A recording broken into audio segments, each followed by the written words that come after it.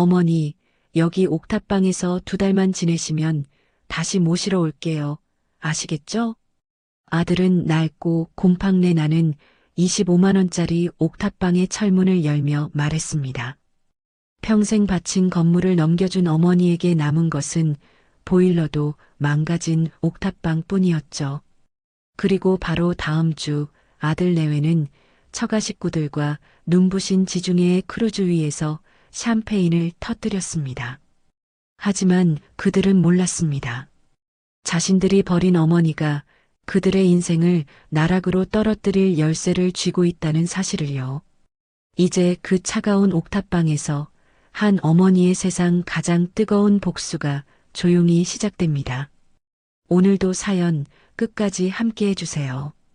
기름 냄새와 축축한 세제의 습기가 뒤엉킨 낡은 무지개 세탁소 안, 박말자는 쉴 새 없이 돌아가는 세탁기 소음을 배경음악처럼 들으며 땀으로 얼룩진 옷가지를 다리고 있었습니다.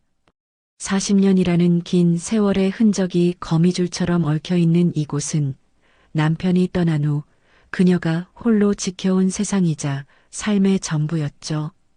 바로 그때였습니다. 정적을 가르며 요란하게 울리는 전화벨 소리에 말자의 분주하던 손길이 멈췄어요. 화면에 뜬 이름은 하나뿐인 아들, 최선우였습니다. 엄마, 저예요. 수화기 너머에서 들려오는 무심한 듯 다정한 아들의 목소리 하나에 말자의 얼굴이 봄날 눈 녹듯 환하게 풀어졌습니다. 어머나, 내 아들. 우리 선우. 이게 얼마만이야, 아들. 밥은 잘 챙겨 먹고 다니는 거니? 요즘 통소식이 없어서 엄마 속이 얼마나 새까맣게 타들어갔는지 모르지. 말자는 산더미처럼 쌓인 빨랫감도 전부 잊은 채 반가움을 감추지 못하고 목소리를 한껏 높였습니다. 엄마, 좋은 소식이 있어서 이따 서영이랑 같이 잠깐 들를게요. 그래. 아이고, 그래. 근데 저녁은? 뚜뚜뚜, 저녁밥을 준비하냐고 묻고 싶었던 말자의 말이 끝나기도 전에 전화는 뚝 끊어져 버렸죠. 하지만 말자는 그럼에도 기분이 좋았습니다. 거울 앞으로 달려가 희끗희끗 도단한 새치를 손으로 꾹꾹 누르고 장롱 깊숙이 넣어두었던 가장 아끼는 외출복으로 서둘러 갈아입었습니다. 아들과 며느리가 함께 온다는 생각만으로도 고된 일상은 금세 잊혀졌고 입가에서는 콧노래가 절로 흘러나왔죠. 2시간 뒤 세탁소의 낡은 유리문이 삐걱거리는 소리와 함께 열렸고 한껏 멋을 낸 선우와 서영 부부가 모습을 드러냈습니다. 서영의 손에는 정체를 알 수 없는 두툼한 서류 봉투가 들려 있었어요. 그 모습이 어딘지 모르게 낯설고 위화감이 느껴졌죠. 어머님, 저희 왔어요.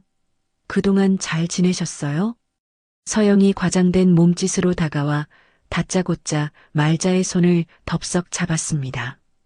그 지나치게 살가운 행동에 말자는 잠시 당황했지만 이내 인자한 미소로 며느리를 맞았습니다. 그래, 서영아, 오랜만이구나. 얼굴이 아주 좋아졌네. 밥은 먹고 왔니? 어머님, 저희가 지금 엄청난 소식을 가지고 왔는데 밥이 대수겠어요? 서영이 호들갑을 떨며 말하자 그 옆에 서 있던 선우가 어머니의 어깨를 부드럽게 감싸 안으며 분위기를 잡았습니다. 엄마, 일단 여기 좀 앉아봐요. 드릴 말씀이 있어요. 아주 중요하고 또 기쁜 얘기예요. 아들의 진지한 표정에 말자는 세탁소 한쪽에 놓인 낡은 간이의자에 몸을 기댔습니다. 아들과 며느리는 마치 중대한 발표를 앞둔 정치인처럼 그 앞에 나란히 서서 비장한 눈빛을 교환했습니다. 잠시 숨을 고른 서영이 드디어 입을 열었어요. 어머님, 저희가 드디어 어머님을 편안하게 모실 수 있게 됐어요. 서영은 말을 끝맺기도 전에 눈시울부터 붉히며 말자의 손을 더욱 강하게 움켜쥐었습니다. 나를 모셔? 아니, 그게 갑자기 다 무슨 소리냐? 말자가 어리둥절한 표정으로 되물었습니다. 엄마, 우리가 강남에 새 아파트를 계약하려고 해요. 거실 창문으로 한강이 다 보이고 방도 4개나 딸린 엄청나게 넓고 좋은 집이라고요. 선우가 의기양양한 목소리로 스마트폰을 꺼내 아파트 사진을 어머니의 눈앞에 들이밀었습니다. 잡지에나 나올 법한 휘황찬란한 사진에 말자는 입을 쉽게 다물지 못했습니다. 세상에나 이게 정말 사람이 사는 집이란 말이니? TV에서나 나올 법한 집이네. 그런데 이렇게 좋은 집이 얼마나 비싸겠어. 너희들 가진 돈으로 괜찮은 거야? 걱정이 앞서는 말자의 질문에 환하게 웃고 있던 서영의 표정이 순간 어두워졌습니다. 어머님 사실 그것 때문에 오늘 여기 왔어요. 서영이 기다렸다는 듯 말자의 손등 위로 자신의 손을 포개며 애절한 목소리로 말을 이었습니다.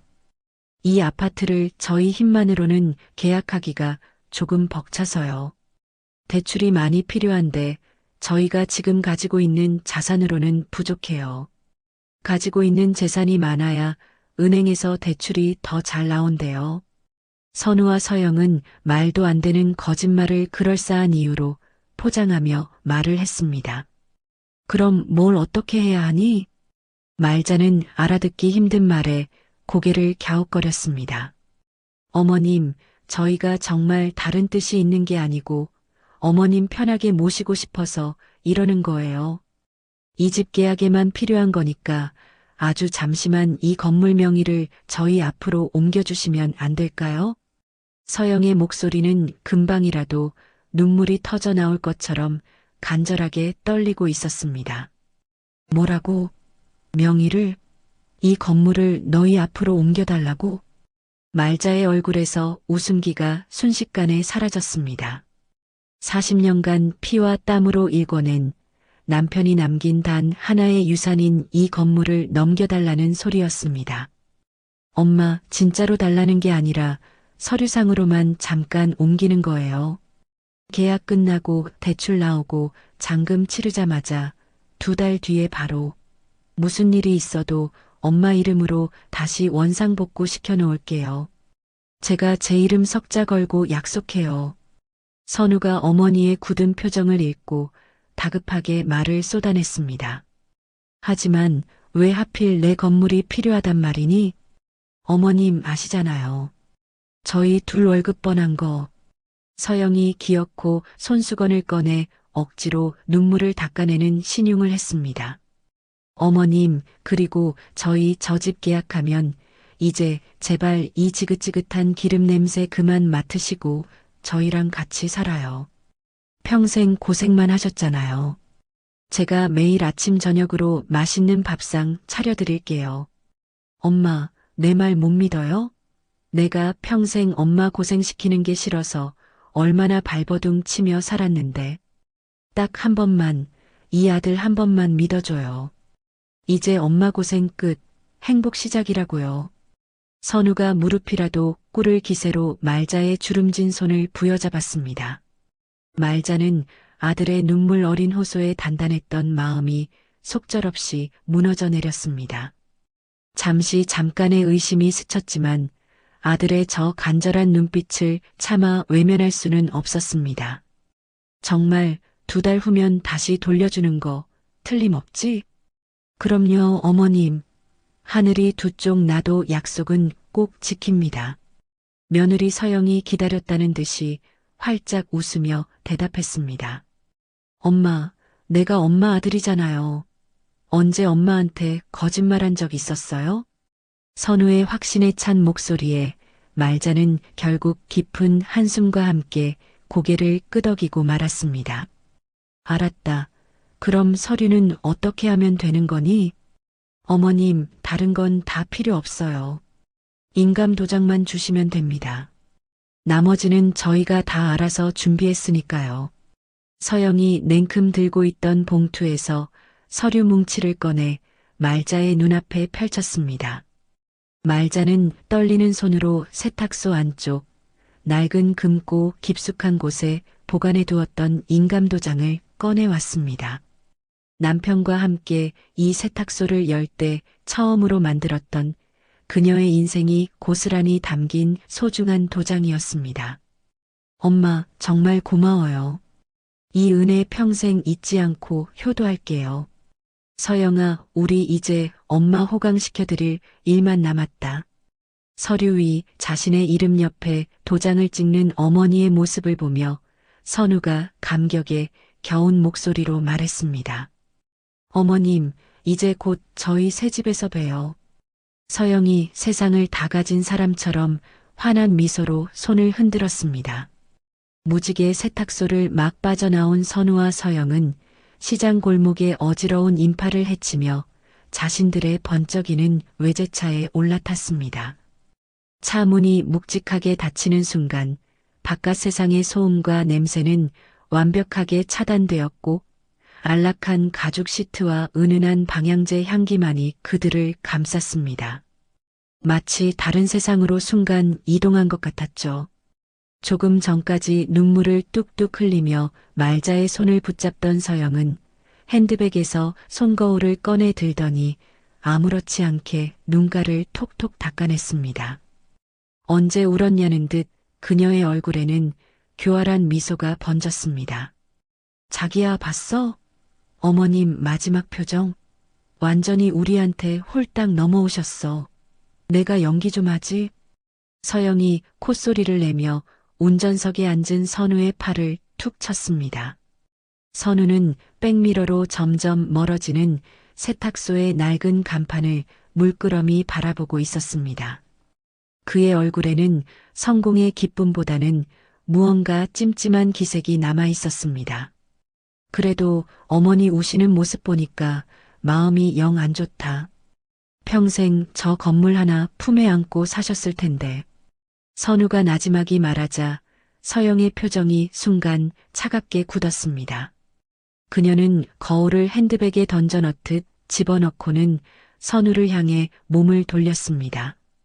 자기, 지금 와서 약한 소리 할 거야? 그럼 어쩔 건데? 평생 어머니 저 지긋지긋한 기름 냄새 속에서 다리미질이나 하게 내버려 둘 거야? 우리가 지금 하려는 게 다 어머니 호강시켜 드리려는 거잖아. 안 그래? 호강은 무슨, 우리가 지금 어머니 건물을 담보로 장인어른 사업 자금 대려는 거잖아.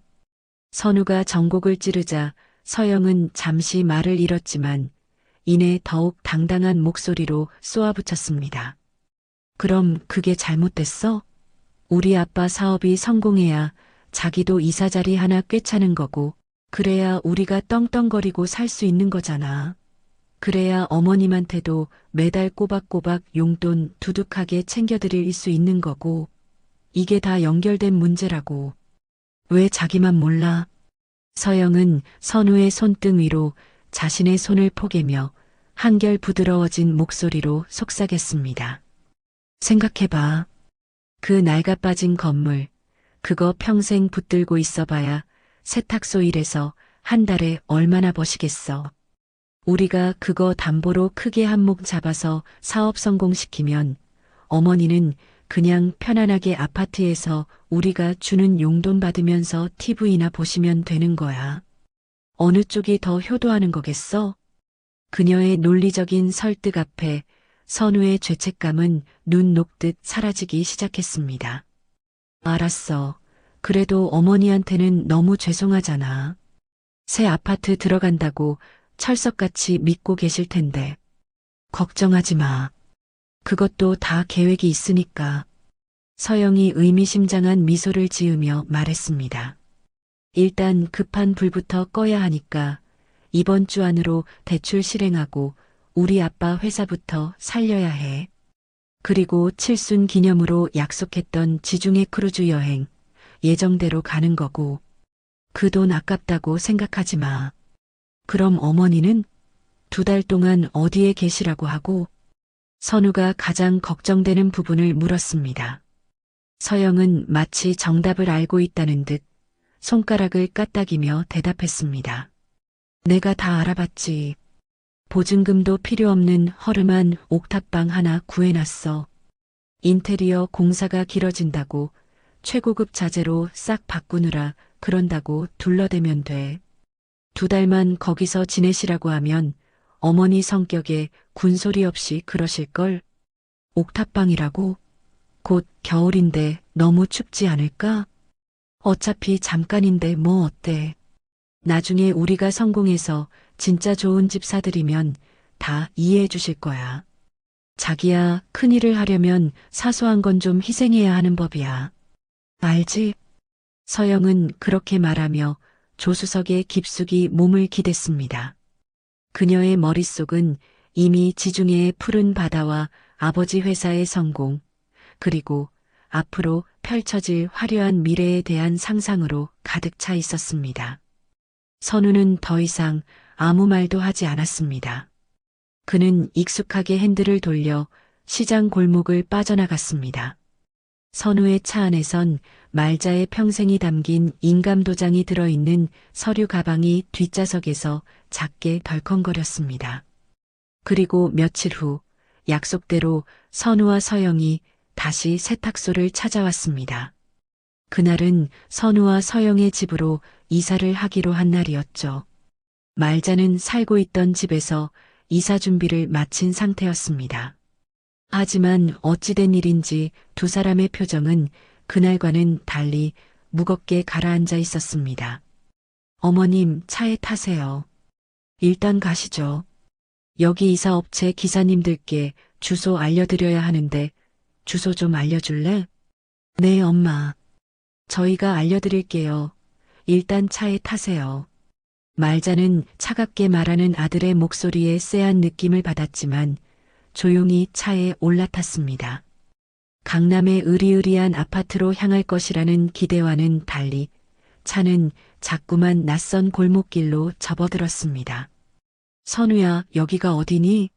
길을 잘못 든 것 아니니? 어머님, 거의 다 왔어요.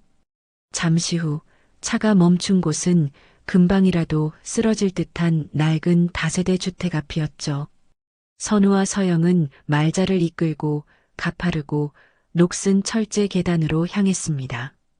한 걸음 한 걸음 오를 때마다 삐걱거리는 소리가 말자의 심장을 철렁 내려앉게 했습니다. 계단 끝에는 초라한 옥탑방이 을씨년스럽게 자리하고 있었습니다. 어머님, 정말 죄송해요. 서영이 옥탑방의 낡은 문을 열며 고개를 푹 숙였습니다. 대체 여기가 어디니? 말자가 눈앞의 광경을 믿을 수 없다는 듯 당황하며 물었습니다. 엄마, 일단 들어가서 얘기해요. 사실은 저희가 계약하고 집을 다시 꼼꼼하게 살펴보니까 상태가 생각보다 너무 안 좋았어요. 선우가 어머니의 어깨를 붙잡고 변명을 늘어놓기 시작했습니다. 도배도 싹 다 뜯어내고 바닥도 새로 깔아야겠더라고요. 이왕 엄마 모시는 거 대충 하고 싶지 않았어요. 최고급 자재로 완벽하게 수리해서 모시고 싶어서. 그래서 여기는 왜 온 거냐고 묻잖아. 어머님, 인테리어 업체에 물어보니까 공사 기간이 꼬박 2달은 걸린다고 해요. 그때까지만 정말 너무너무 죄송하지만 여기서 잠시만 지내주실 수 있을까요? 서영이 울먹이며 말자의 손을 애처롭게 잡았습니다. 엄마, 제가 자고 들를게요. 뭐 필요한 거 없는지 살펴보고. 2달, 그거 금방 가잖아요. 선우도 죄책감 가득한 표정으로 어머니를 달랬습니다. 말자는 차갑고 퀴퀴한 곰팡이 냄새가 진동하는 방 안을 망연자실하게 둘러보았습니다. 손바닥만한 좁은 공간에 때 묻은 이불 한 채와 작은 냉장고 하나가 전부였죠. 진작 말했으면 내가 그 집 좀 더 늦게 뺐을 텐데. 정말 2달만이면 되는 거지? 네, 어머님. 약속드릴게요. 서영이 굳은 표정으로 고개를 끄덕였습니다. 그리고 이삿짐은 보관 창고로 보냈다고 통보하고는 마치 도망이라도 치듯 옥탑방을 떠났습니다. 홀로 남겨진 말자는 차가운 시멘트 바닥에 주저앉았습니다. 눈앞이 캄캄했지만 애써 마음을 다잡았습니다. 그래, 2달 딱 2달만 참는 거야. 그러면 우리 아들이랑 따뜻하고 좋은 집에서 살 수 있을 테니까. 그녀는 벽에 걸린 낡은 달력을 내려 오늘로부터 60일 후의 날짜에 떨리는 손글씨로 새집 입주라고 적고는 동그라미를 그렸습니다. 그러나 일주일이 지나도록 아들에게서는 전화 한 통이 없었습니다. 기다리다 못해 먼저 전화를 걸면 회의 중이라는 짧은 문자만 돌아올 뿐이었습니다. 시간은 무심하게 흘러갔고 어느덧 칼바람이 부는 혹독한 겨울밤이 찾아왔습니다. 낡은 창문 틈새로 황소바람이 들어와 방 안의 온기를 모조리 앗아갔습니다. 덜컹, 끽끽. 그때 방 한구석에서 위태롭게 돌아가던 낡은 보일러가 기괴한 소리를 내더니 이내 잠잠해졌습니다. 완전히 멈춰버린 것이었습니다. 방 안의 온도는 급격히 떨어지기 시작했죠. 말자는 얇은 이불을 머리끝까지 뒤집었었지만 뼛속까지 파고드는 한기를 막을 수는 없었습니다. 이러다가 정말 얼어 죽는 건 아닌지 몰라. 입술이 파랗게 질리고 온몸이 사시나무처럼 덜덜 떨렸습니다. 바로 그 순간 머리맡에 놓아둔 휴대폰이 요란하게 울렸습니다. 화면에 뜬 이름은 멀리 부산에 사는 여동생 연자였습니다. 언니, 잘 지내고 있어? 수화기 너머로 들려오는 동생의 밝은 목소리에 말자는 겨우 정신을 차렸습니다. 연자야. 어머, 언니 목소리가 왜 그래? 어디 아파? 감기 걸렸어? 아니야, 괜찮다. 괜찮아. 말자가 떨리는 목소리를 감추며 힘겹게 대답했습니다. 아, 참. 언니, 내가 방금 서영이 SNS를 봤는데 우리 선우가 장모님 칠순이라고 처가 식구들 몽땅 데리고 지중해 크루즈 여행을 갔더라고. 세상에. 뭐라고? 크루즈 여행? 그것도 꿈의 여행지라는 지중해로 말이야. 이야, 우리 조카 정말 크게 성공했네. 내가 사진 바로 보내줄게. 전화를 끊자마자 띵하는 소리와 함께 문자가 도착했습니다. 떨리는 손으로 문자 메시지를 열자 눈이 부실 정도로 파란 지중해 바다 앞에서 샴페인 잔을 높이 든 아들과 며느리의 행복한 얼굴이 화면을 가득 채웠습니다. 그들의 옆으로는 화려한 드레스와 턱시도로 한껏 멋을 낸 사돈 식구들이 세상을 다 가진 듯 환하게 웃고 있었습니다. 나는 이 옥탑방에 처박아 놓고 처가 식구 데리고 크루즈 여행을 간 거야? 말자의 손에서 휴대폰이 힘없이 미끄러져 차가운 시멘트 바닥으로 떨어졌습니다. 쨍그랑하는 소리와 함께 액정 화면이 거미줄처럼 산산조각 났습니다. 깨진 화면 속에서도 아들 내외는 여전히 행복하게 웃고 있었습니다.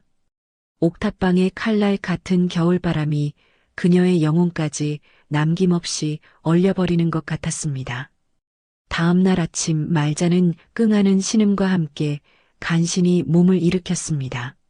아들 내외가 남기고 간 지독한 배신감은 밤새 옥탑방의 냉기와 함께 박말자의 뼛속까지 스며들었습니다. 깨진 휴대폰 액정처럼 산산조각난 마음을 부여잡고 뜬 눈으로 밤을 새운 그녀의 몸은 천근만근 무거웠죠. 그럼에도 불구하고 평생 몸에 밴 습관은 어김이 없었습니다.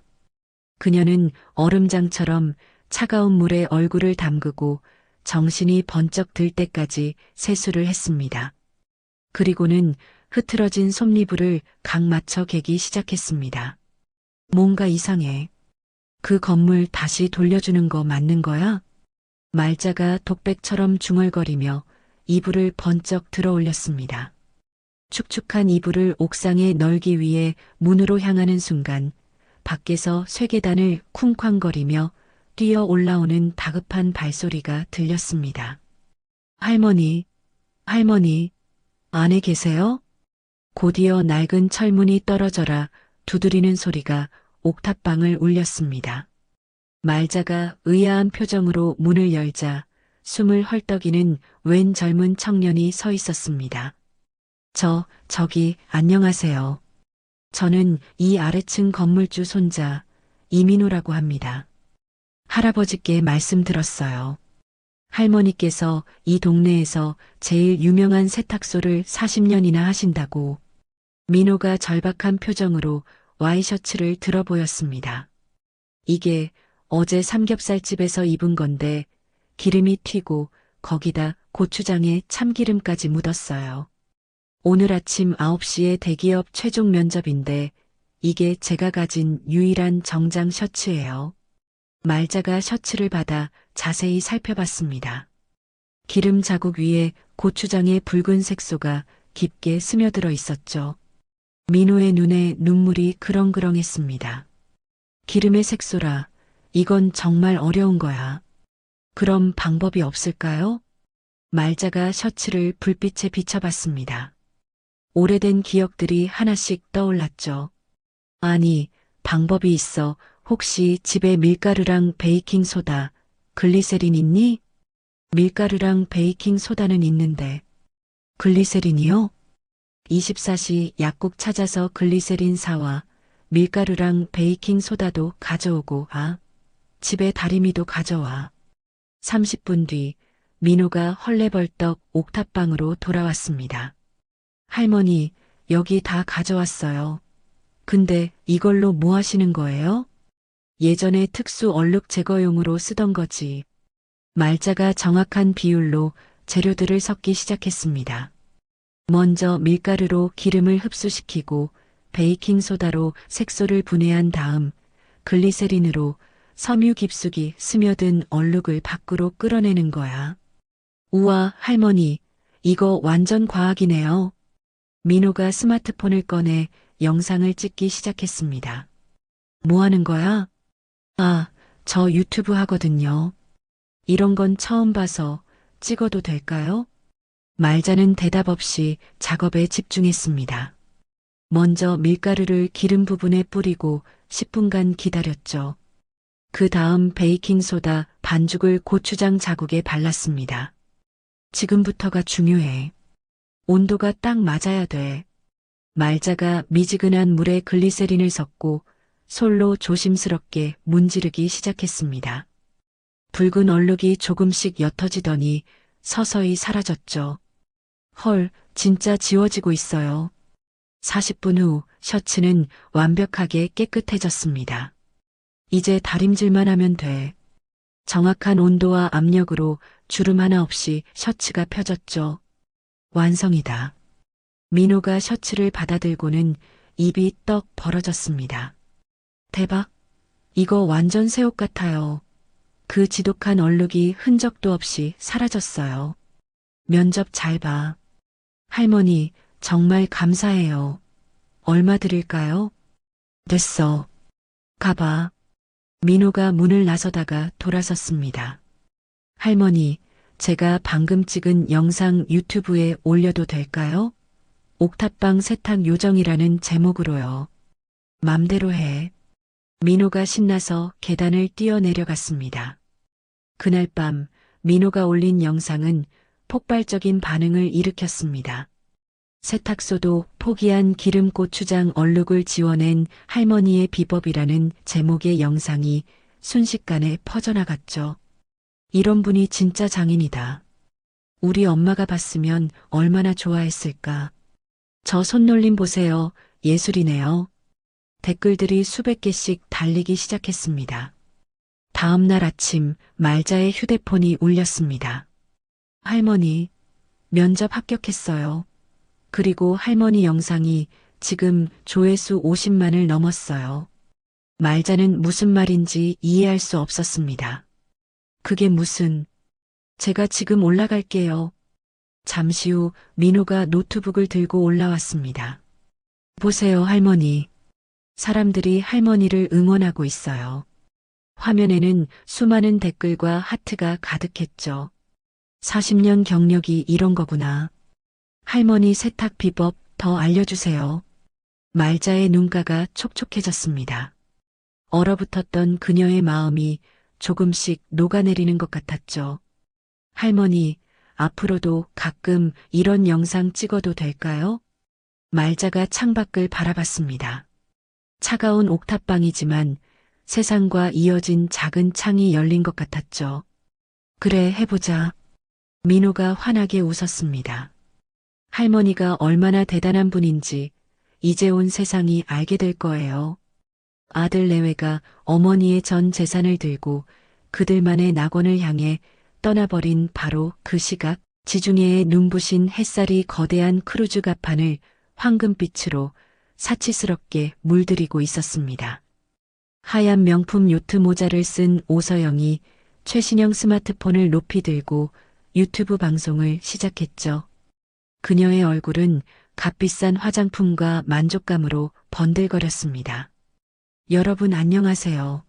인플루언서 서영입니다. 지금 저는 그리스 산토리니 앞바다에 떠 있는 초호화 크루즈 위에 있어요. 와, 저기 좀 보세요. 이 보석 같은 에메랄드빛 바다. 정말 비현실적이지 않나요? 서영이 과장된 몸짓으로 카메라를 빙글 돌리자 화면에는 눈이 휘둥그레질 만큼 호화로운 선상 파티장이 펼쳐졌습니다. 하늘을 찌를 듯이 솟은 샴페인 타워와 신선한 해산물이 산처럼 쌓인 뷔페 테이블, 그리고 머리부터 발끝까지 값비싼 브랜드로 치장한 사람들이 행복에 겨워 웃고 떠드는 모습이 고스란히 담겼습니다. 이 모든 게 뭔지 아세요? 바로 저희 남편이 저희 친정엄마 칠순 기념으로 통 크게 쏜 거랍니다. 정말 이 세상 최고의 사위 아닌가요? 자기야, 이리 와봐. 옆에서 샴페인 잔을 들고 있던 선우가 아내의 부름에 불편한 표정으로 돌아보았습니다. 여보, 방송은 이제 그만하고 밥이나 먹으러 가자. 사람들이 쳐다보잖아. 잠깐만. 우리 구독자님들이 자기 얼굴 보고 싶다고 난리란 말이야. 서영이 막무가내로 선우의 팔을 잡아 카메라 앞으로 끌어당겼습니다. 짜잔. 여러분, 제 옆에 있는 이 남자가 바로 그 능력남, 제 남편입니다. 우리 남편 덕에 제가 이렇게 호강하고 살아요. 자기야, 인사 한번 해줘. 선우가 마지못해 카메라를 향해 어색하게 손을 흔들었습니다. 바로 그때 그의 주머니에서 익숙한 벨소리가 울렸습니다. 화면에 뜬 어머니라는 세 글자에 그의 심장이 쿵 내려앉았죠. 어머니한테서 전화 왔네. 지금 받지 마. 미쳤어? 한창 분위기 좋은데 방송 끊을 일 있어? 서영이 카메라에 잡히지 않게 입모양으로 속삭이며 날카롭게 눈을 흘겼습니다. 그래도 무슨 일 있으신 거 아닐까? 무슨 일은 무슨 일. 자기, 어머니도 혼자 조용히 쉬고 싶으실 거야.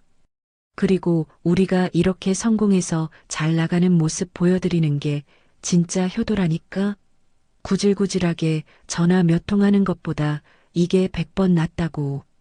선우는 잠시 망설이다가 결국 통화 거절 버튼을 누르고 휴대폰을 주머니 깊숙이 밀어 넣었습니다. 마음 한구석이 바늘로 찌르는 듯 불편했지만 화려한 파티의 소음 속에서 애써 그 감각을 무시했습니다. 자, 여러분. 이제 저희 엄마 모시고 배 안에 있는 미슐랭 3스타 레스토랑으로 저녁 먹으러 갈 거예요. 따라오세요. 서영의 안내에 맞춰 화려한 보라색 드레스를 입은 그녀의 어머니가 우아하게 등장했습니다. 어머, 서영아, 이런 데는 너무 비싼 곳 아니니? 엄마, 무슨 그런 섭섭한 소리를 해. 하나뿐인 사위가 장모님 칠순이라고 크게 모시는데 당연히 최고급으로 해야지. 선우가 애써 미소를 지으며 장모의 손을 잡고 레스토랑으로 안내했습니다. 테이블 위에는 눈으로 보기에도 아까운 한 접시에 수십만 원을 호가하는 요리들이 차례로 올라왔습니다. 최서방, 고맙네. 우리 서영이 데리고 살기 힘들지 않아? 장모가 인자한 미소를 지으며 선우의 손을 다정하게 잡았습니다. 아닙니다, 장모님. 서영이가 저한테는 과분한 아내인걸요. 사부인은 잘 계시고? 사부인이라는 단어에 선우의 표정이 순간 돌처럼 굳었습니다. 어머니는 네, 잘 계십니다. 바로 그 순간 서영이 또다시 라이브 방송을 켰습니다. 여러분, 지금 제 앞에 있는 이 랍스터 요리, 가격이 얼마인 줄 아세요? 무려 50만 원이에요. 제 얼굴보다 더 크죠? 선우가 참다 못해 낮은 목소리로 말했습니다. 여보, 이런 건 굳이 자랑할 필요 없잖아. 왜? 남의 돈 훔친 것도 아니고 우리가 번 돈으로 우리가 쓰는데 뭐가 문제야? 사람들은 이런 걸 좋아한다고. 서영이 짜증이 가득한 얼굴로 쏘아붙였습니다. 한편 그 시각 대한민국 서울의 어느 허름한 옥탑방에서는 말자가 민호와 함께 낡은 노트북 화면을 들여다보고 있었습니다. 할머니, 댓글이 계속 실시간으로 올라와요. 와, 벌써 1000개가 넘었어요. 민호가 제일인 것처럼 흥분해서 외쳤습니다. 세상에, 이게 다 뭐란 말이냐? 사람들이 할머니한테 질문도 엄청 많이 남겨요. 묵은 김치 국물 지우는 법, 옷에 묻은 볼펜 자국 없애는 법, 말자는 느린 손길로 마우스를 움직여 댓글들을 하나하나 읽어내려갔습니다. 30년 전에 돌아가신 우리 어머니가 생각나서 영상을 보고 또 봅니다. 그 황금 같은 손기술, 제발 저에게 전수해 주세요. 그때 민호가 화면을 가리키며 갑자기 소리쳤습니다. 할머니, 할머니, 이거 한번 보세요. 화면에는 조금 긴 댓글 하나가 올라와 있었습니다. 영상 속 할머니, 혹시 예전에 강남구에서 무지개 세탁소 운영하셨던 사장님 아니신가요? 제가 20년 전에 결혼식 앞두고 웨딩드레스에 포도주스를 쏟아서 엉엉 울면서 찾아갔었는데 그때 제 드레스 완벽하게 살려주셨던 분 같은데 그때 정말 감사했습니다. 말자의 눈이 동그랗게 커졌습니다. 어머나 세상에 이 사람. 아시는 분이세요, 할머니? 그럼 말지.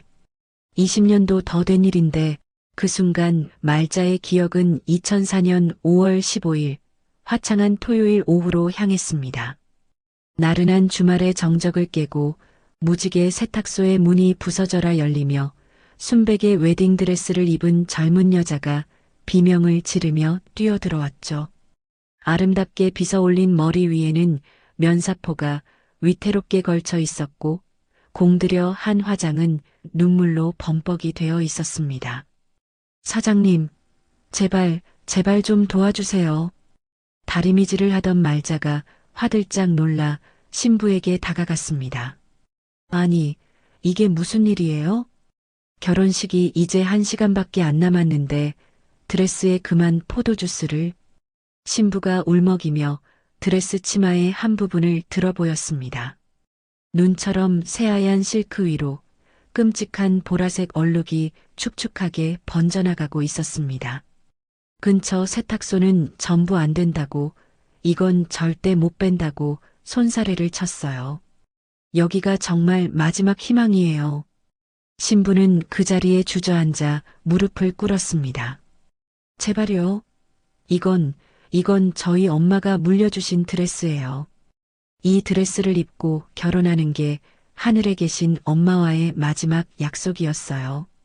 말자가 황급히 신부를 일으켜 세웠습니다. 일단 울지 말고 예식 시간까지 얼마나 남았다고 했죠? 1시간이요. 정확히 3시 30분에 신부 입장을 해야 해요. 말자가 벽에 걸린 괴종시계를 쳐다보았습니다. 정말 1시간하고도 몇 분밖에 남아있지 않았습니다. 지금 당장 드레스 벗으세요. 빨리. 네. 여기서요? 하지만 망설일 시간 없어요. 다른 방법이 없으니까. 저 안쪽에 탈의실 있으니 어서 들어가서 벗어요. 신부는 말자의 단호한 목소리에 이끌려 급하게 드레스를 벗어왔습니다. 얇은 속치마만 입은 그녀는 두려움과 추위에 덜덜 떨고 있었습니다. 말자는 드레스를 작업대 위에 조심스럽게 펼쳤습니다. 이미 포도주스는 최고급 실크의 섬세한 섬유 속으로 깊숙이 스며들어 있었습니다. 보통 방법으로는 절대 안 되겠군. 말자는 한치의 망설임도 없이 움직였습니다. 먼저 얼룩 뒷면에 두툼한 흰 수건을 받친 다음 시원한 탄산수를 그 위로 콸콸 쏟아부었습니다. 탄산의 기포가 직물 깊숙이 박힌 색소를 분해시켜서 위로 떠오르게 만들어요. 하지만 이것만으로는 어림도 없지. 그녀는 이어서 신선한 레몬즙과 고운 소금을 섞어 되직한 반죽을 만들었습니다. 레몬의 강력한 산성과 소금의 흡수력을 동시에 이용하는 거예요. 우리 조상님들의 지혜죠. 신부가 불안한 눈빛으로 그 모습을 지켜보았습니다. 사장님, 정말 얼룩이 빠질까요? 내가 이 일을 20년 넘게 했어요. 그동안 내 손에서 못 지운 얼룩은 없었으니까 나를 믿고 기다려줘요. 말자는 숨을 죽이고 신부의 인생이 걸린 얼룩과 조용한 사투를 벌였습니다.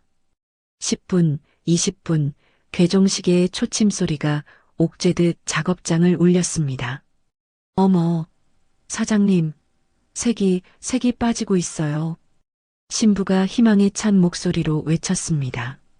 아직 안심하긴 일러요. 여기서 완전히 뿌리를 뽑아야 해. 말자는 마지막으로 소독용 알코올을 묻힌 솜으로 얼룩의 가장자리를 닦아내고 깨끗한 물로 헹궜습니다. 거짓말처럼 끔찍했던 보라색 얼룩은 흔적도 없이 사라졌습니다. 하지만 아직 끝이 아니었습니다. 이제 말려야 하는데 시간이. 말자는 가게에 있던 선풍기 세대를 총동원해 드레스에 바람을 쐬었습니다. 그리고 동시에 화로에서 뜨겁게 달궈진 아버지의 무쇠 다리미를 꺼내 들었습니다. 실크 같은 예민한 옷감은 뜨거운 다리미가 직접 닿으면 바로 녹아버려요. 반드시 얇은 천을 하나 덧대고 그녀의 정교하고 신속한 손놀림에 축축했던 드레스는 금세 뽀송뽀송해지고 주름 하나 없이 완벽하게 펴졌습니다. 다 됐어요. 시계를 보니 3시 15분이었습니다. 자, 15분 남았어요. 어서 빨리 입으세요. 신부가 황급히 드레스를 입고 거울 앞에 섰습니다. 언제 얼룩이 있었냐는 듯 드레스는 처음보다 오히려 더 새 것처럼 눈부시게 빛나고 있었습니다. 사장님, 정말 뭐라고 감사의 말씀을 드려야 할지. 신부는 이번에는 기쁨의 눈물을 쏟아냈습니다. 이제 그만 울어요. 그러다 예쁜 화장 다 번지겠네. 말자가 다정한 목소리로 손수건을 건넸습니다. 아, 근데 제가 드레스 입고 뛰쳐나와서 돈이. 결혼식 끝나고 신혼여행 잘 다녀오세요. 돈은 그때 줘요. 네, 정말요? 오늘 세상에서 가장 행복한 신부가 되세요. 어서 가봐요. 신랑 기다리겠다. 신부가 말자의 손을 꼭 잡았습니다. 사장님의 이 은혜, 평생 잊지 않고 살게요. 정말 감사합니다. 신부가 뛰어나가자 얼마 지나지 않아 멀지 않은 교회에서 예식을 알리는 종소리가 은은하게 들려왔습니다. 그날의 기억에서 깨어난 뒤 민호가 놀라움을 감추지 못했습니다. 우와, 대박. 할머니, 제가 답글 달아드릴게요. 뭐라고 써드릴까요?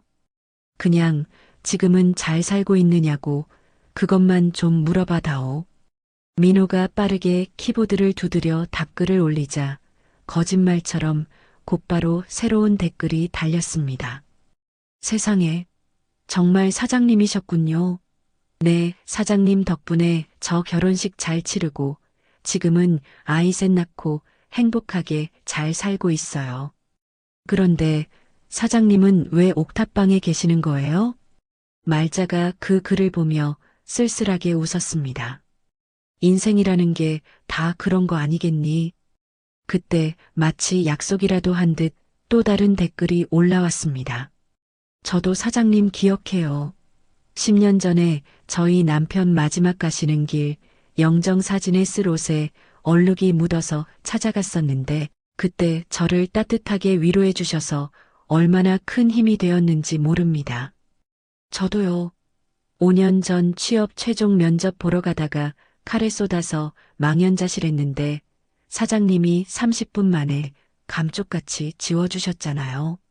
덕분에 저 그 회사 합격해서 지금 대리됐어요. 순식간에 댓글창은 말자의 옛 손님들이 보내온 감사와 안부 인사로 가득 채워졌습니다. 그녀가 잊고 있던 수많은 인연들이 디지털 세상 속에서 되살아나고 있었습니다.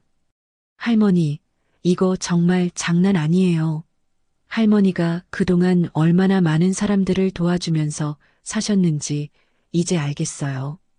민호가 감동한 목소리로 말했습니다. 다들 그렇게 잘 살고 있었구나. 말자의 메마른 눈가가 어느새 촉촉하게 젖어들었습니다. 그때 민호의 휴대폰이 요란하게 울렸습니다. 네. 아, 네. 지금요? 아, 정말입니까? 네, 알겠습니다. 민호가 흥분을 감추지 못하고 전화를 끊더니 말자를 돌아보았습니다. 할머니, 방금 KBC 방송국 작가한테서 연락 왔어요. 세상에 이런 장인이라는 프로그램인데 할머니 이야기를 꼭 좀 취재하고 싶대요. 방송국? 아이고, 내가 뭘 안다고. 난 그런 거 못해. 할머니, 이건 하늘이 주신 기회예요. 할머니의 놀라운 기술을 더 많은 사람들에게 알릴 수 있다고요. 말자가 망설이고 있을 때 노트북 화면에 새로운 알림이 떴습니다. 쪽지 한 통이 도착해 있었습니다. 안녕하세요, 박말자 선생님. 저는 스타트업 클린 팩토리 대표 한채윤입니다. 유튜브 영상을 보고 선생님을 꼭 한번 만나 뵙고 싶어 연락드렸습니다. 민호가 그 이름을 보더니 의자에서 벌떡 일어날 뻔했습니다.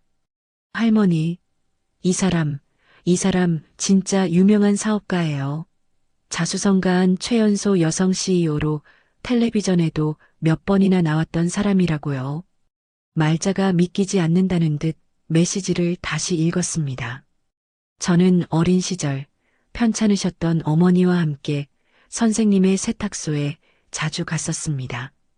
교복에 묻은 얼룩을 빼주시며 늘 따뜻한 격려를 아끼지 않으셨죠. 그때의 은혜를 아직도 잊지 못하고 있습니다. 괜찮으시다면 내일이라도 당장 찾아뵙고 상의 드릴 일이 있습니다. 어느덧 해가 저물고 옥탑방의 작은 창문으로 따스한 저녁 햇살이 스며들어 왔습니다. 지중해의 바다 위에서 아들 내외가 공허한 탐욕의 시간을 보내고 있을 때 서울의 가장 낮은 곳, 이 차갑고 초라한 옥탑방에서는 가장 눈부시고 찬란한 기적이 조용히 피어나고 있었습니다. 다음 날 오후 좁은 시장 골목길 안으로 고급스러운 검은색 세단 한 대가 소리 없이 미끄러져 들어왔습니다. 주변의 낡은 상점들과는 어울리지 않는 그 차의 등장은 골목 전체의 시간을 잠시 멈추게 했습니다. 운전기사가 정중하게 차 문을 열자 몸에 완벽하게 맞는 감색 정장을 단정하게 차려입은 젊은 여성이 내렸습니다. 그녀의 당당한 걸음걸이와 지적인 분위기는 한눈에도 평범한 사람이 아님을 말해주었습니다. 스타트업 클린 팩토리의 대표 한채윤이었습니다. 민호가 미리 쇠계단 아래로 내려와 기다리고 있다가 그녀를 깍듯하게 맞이했습니다. 대표님 오셨습니까? 이쪽입니다. 계단이 낡고 가파르니 조심하십시오. 괜찮아요. 안내해줘서 고마워요. 채윤은 가파른 계단을 한 칸 한 칸 오르며 시멘트벽 곳곳에 음습하게 피어난 곰팡이 자국과 위태롭게 얽힌 전선들을 물끄러미 쳐다보았습니다. 그녀의 얼굴에 스쳐가는 안타까운 표정을 민호는 놓치지 않았습니다. 마침내 옥탑방 문 앞에 도착하자 민호가 조심스럽게 문을 두드렸습니다. 할머니, 약속하신 손님 오셨어요. 잠시 후 낡은 철문이 안으로 열렸습니다. 말자는 밤새 잠을 설쳤음에도 불구하고 평생의 습관처럼 머리를 단정하게 빗고 가장 깨끗한 옷으로 갈아입은 채 손님을 맞이했습니다. 하지만 혹독한 추위까지 가릴 수는 없어 그녀의 얼굴은 창백했습니다. 어서 오세요. 누추한 곳까지 찾아오셨네요. 선생님, 안녕하세요. 한채윤입니다. 채윤이 허리를 90도로 숙여 정중하게 인사했습니다. 방 안으로 들어선 그녀는 살을 애는 듯한 방 안의 냉기에 저도 모르게 어깨를 움츠렸습니다. 아이고, 보일러가 그만 고장이 나버려서 추울 텐데 어서 이리 와서 앉으세요. 말자가 방바닥에 놓인 낡은 방석을 내밀었습니다. 선생님, 실례지만 먼저 이것부터 좀 드셨으면 합니다. 채윤이 들고 온 가방에서 고급스러운 보온병을 꺼냈습니다. 뚜껑을 열자 향긋한 유자향과 함께 하얀 김이 모락모락 피어올랐습니다. 날이 추워서요. 따뜻한 유자차예요. 제가 아침에 직접 정성껏 만들었습니다. 고맙습니다. 마음 씀씀이가 참 곱네요. 말자가 건네받은 찻잔을 두 손으로 감싸 쥐었습니다. 손끝을 통해 전달되는 따스한 온기가 마치 온몸으로 퍼져나가는 듯 했습니다. 아들 내외가 떠난 후 처음으로 느껴보는 사람의 온기였습니다. 선생님, 혹시 10수년 전의 저를 기억하실는지요? 채윤이 따뜻한 차를 한 모금 마신 후 조심스럽게 물었습니다. 글쎄요, 워낙 드나들던 손님이 많았어야지요. 얼굴들이 가물가물하네요. 15년도 더 된 일이에요. 그때 저희 어머니랑 저랑 단둘이 살았는데 형편이 어려워서 늘 외상으로 세탁물을 맡기곤 했었죠. 말자가 그 말을 듣고 채윤의 얼굴을 찬찬히 뜯어보았습니다. 기억의 저편에서 희미한 얼굴 하나가 떠올랐습니다. 혹시 어머니가 동네 미용실에서 보조로 일하시던 분 아니신가요? 맞아요. 맞아요, 선생님. 기억하시는군요. 채윤의 눈이 놀라움과 기쁨으로 반짝였습니다. 그럼 기억하지요. 그때 따님이 교복을 입고 심부름을 자주 왔었지요. 그렇게 공부를 잘한다고 나중에 커서 꼭 훌륭한 사람이 될 거라고 어머니가 자랑을 입이 닳도록 했었는데 그 학생이 바로 저예요. 그때 제가 중학생이었죠. 채윤의 눈시울이 어느새 붉게 물들었습니다. 어머니가 몇 년 전에 암으로 돌아가셨어요. 돌아가시기 전까지 늘 제 손을 잡고 말씀하셨습니다. 무지개 세탁소 사장님은 우리 모녀의 은인이라고요. 은인은 무슨 은인입니까? 나는 그냥 내 할 일을 한 것뿐인데요. 아닙니다, 선생님. 선생님은 단순히 세탁만 해주신 게 아니었어요. 채윤이 가방에서 조심스럽게 낡은 사진 한 장을 꺼냈습니다. 빛바랜 사진 속에는 하얗고 빳빳한 교복을 입은 채윤과 그 옆에서 세상 가장 행복한 미소를 짓고 있는 그녀의 어머니가 있었습니다. 이게 제 고등학교 졸업식 사진이에요. 이 교복, 선생님께서 3년 내내 아무런 대가도 받지 않고 매일같이 다려주셨던 바로 그 교복입니다. 내가 그랬었나? 네. 어머니가 미용실 막내로 버는 돈으로는 월세 내기도 빠듯했는데 선생님께서는 학생 교복은 언제나 깨끗하고 빳빳해야 기가 산다면서 단 한 번도 돈을 받지 않으셨어요. 채윤이 흐르는 눈물을 손등으로 훔쳤습니다. 선생님 덕분에 저는 가난하다고 해서 구겨진 교복을 입고 주눅 들지 않을 수 있었어요. 그게 어린 제게 얼마나 큰 자존심이고 힘이 되었는지 선생님은 모르실 거예요. 별일도 아닌 것을 가지고 뭘 그렇게까지. 선생님, 저는 지금 클린 팩토리라는 회사를 운영하고 있습니다. 채윤이 태블릿 PC를 꺼내 회사 소개 자료를 말자에게 보여주었습니다. 저희가 새로운 프로젝트를 준비하고 있습니다. 잊혀가는 한국 장인들의 정신과 기술을 현대적으로 재해석해서 새로운 가치를 만드는 브랜드를 론칭하려고 합니다. 그게 나 같은 늙은이랑 무슨 상관이 있다는 말입니까? 그 첫 번째 주자로 선생님을 모시고 싶습니다. 선생님의 성함과 40년 노하우를 건 프리미엄 세탁 세제 라인을 만들고 싶어요. 브랜드 이름은 박말자의 하루로 생각하고 있습니다. 말자가 너무나도 놀라 자신의 귀를 의심하며 채윤을 바라보았습니다.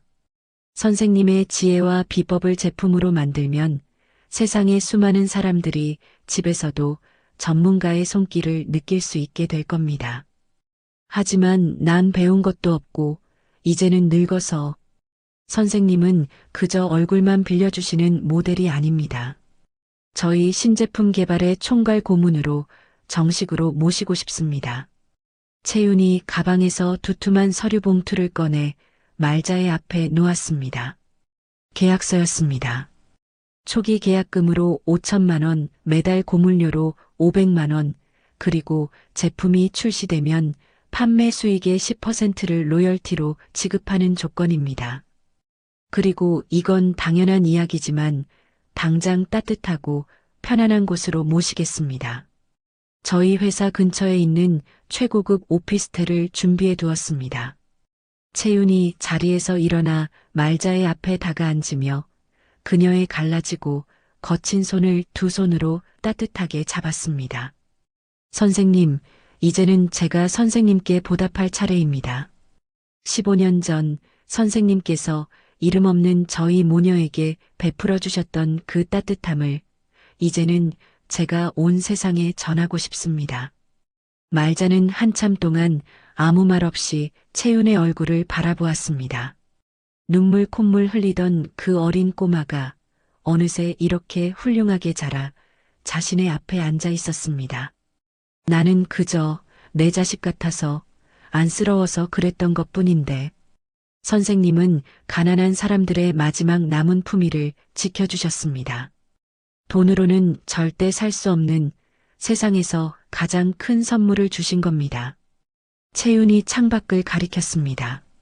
저 밖에 선생님의 따뜻한 손길 덕분에 위로받았던 수많은 사람들이 있습니다. 유튜브 댓글이 바로 그 증거입니다. 이제 그들에게 선생님의 이야기를 제대로 들려주고 싶습니다. 민호가 얼른 노트북을 돌려 댓글 창을 보여주었습니다. 박말자 할머니표 세제 나오면 무조건 삽니다. 라는 댓글이 가득했습니다. 긴 침묵 끝에 말자가 천천히 고개를 끄덕였습니다. 알았어요. 한번 해봅시다. 채윤의 얼굴에 비로소 환한 미소가 피어났습니다. 정말 감사합니다, 선생님. 내일 오전에 바로 모시러 오겠습니다. 그런데 한 가지 조건이 있습니다. 네, 선생님. 무엇이든 말씀하십시오. 제품을 만들되 나처럼 돈 없고 가난한 사람들도 부담 없이 사서 쓸 수 있는 가격의 제품도 반드시 함께 만들어야 합니다.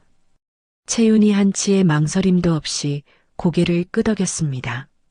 물론입니다, 선생님. 프리미엄 라인과 함께 누구나 사용할 수 있는 합리적인 가격의 보급형 라인도 반드시 만들겠습니다. 그리고 수익의 일부는 꼭 나보다 더 어려운 이웃을 위해 써주세요. 선생님의 그 고귀한 뜻 반드시 지키겠습니다. 채윤이 자리에서 일어서며 마지막으로 인사를 건넸습니다. 선생님, 15년 전에 저희 모녀에게 베풀어 주신 그 작은 친절이 이제 더 큰 사랑이 되어온 세상에 돌아갈 겁니다. 말자가 처음으로 진심으로 따뜻하게 웃었습니다. 여전히 보일러는 고장난 채였지만 옥탑방 안은 그 어느 때보다 훈훈한 온기로 가득 차 있었습니다. 반가운 손님이 떠나간 후에도 차가운 옥탑방 안에는 사람의 온기가 오래도록 남아 있었습니다. 그날 밤 방 한구석에 조용히 앉아있던 말자의 시간은 순식간에 50년 전 그날의 기억으로 향했습니다. 때는 1973년의 어느 눈부신 봄날, 전쟁의 상흔이 아직 가시지 않은 부산국제시장 뒷골목이었습니다. 항구에서 불어오는 비릿한 바닷바람과 자갈치 시장의 생선 냄새가 뒤섞여 특유의 활기를 뿜어내던 곳이었죠. 20살의 앳된 말자는 아버지가 운영하는 작은 평화 세탁소에서 일을 배우고 있었습니다. 그녀의 아버지는 굵고 투박한 손으로 세상의 어떤 얼룩이라도 지워내는 골목의 명물이었습니다. 말자야, 일로 좀 와보래이. 석탄 난로 위에서 펄펄 끓는 물주전자를 내리던 아버지가 굵은 음성으로 말자를 불렀습니다. 작업대 위에는 이제 막 세탁을 마친 하얀 와이셔츠 한 장이 곱게 펼쳐져 있었습니다. 이거는 내일 서울로 면접 보러 간다는 총각 옷이다. 목덜미에 요래 누런 땀자국이 희미하게 남아있지? 보이지? 네, 아버지. 보여요.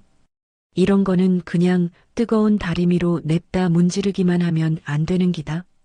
옷감이 상할 뿐더러 때는 더 깊숙이 파고들거든. 자, 잘 지켜봐라. 아버지는 마치 의사가 수술 도구를 다루듯 식초를 묻힌 헝겊으로 얼룩 부분을 조심스럽게 두드리고 그 위에 고운 소금을 살살 문질렀습니다. 그리고는 화로에 달궈두었던 거대한 무쇠 다리미를 집게로 들어 올렸죠. 다리미는 모름지기 일에 무게가 묵직해야 하는 기다. 요즘 나오는 가벼운 놈으로는 옷의 겉주름만 펴지지 옷의 심지까지 빳빳하게 펴지는 법이 없거든. 증기 구멍 하나 없는 투박한 쇳덩어리였지만 아버지의 손안에서 다리미는 마치 살아있는 생물처럼 셔츠 위를 미끄러졌습니다. 치익 하는 소리와 함께 하얀 김이 피어오르며 마법처럼 모든 주름과 얼룩이 자취를 감추었습니다. 말자야, 우리가 하는 일이 그냥 남의 옷이나 빨아서 먹고 사는 일이라고 생각하나? 아버지가 다림질을 잠시 멈추고 땀을 닦으며 물었습니다. 아니면요? 우리는 사람의 품격을 다리는 기다. 생각해봐라.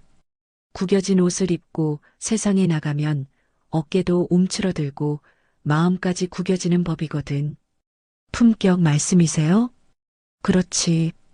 저 총각이 내일 이 빳빳하고 새하얀 셔츠를 입고 면접장에 들어선다고 생각해봐라.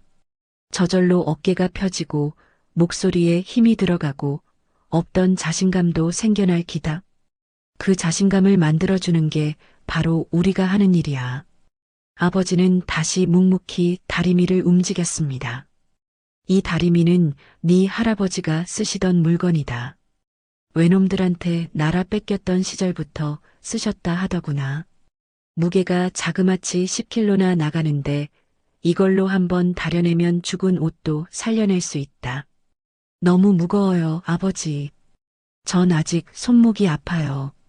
무거운 만큼 정직한 기다. 가벼운 물건은 손에 쥐기는 쉬워도 그만큼 쉽게 잊히는 법이야.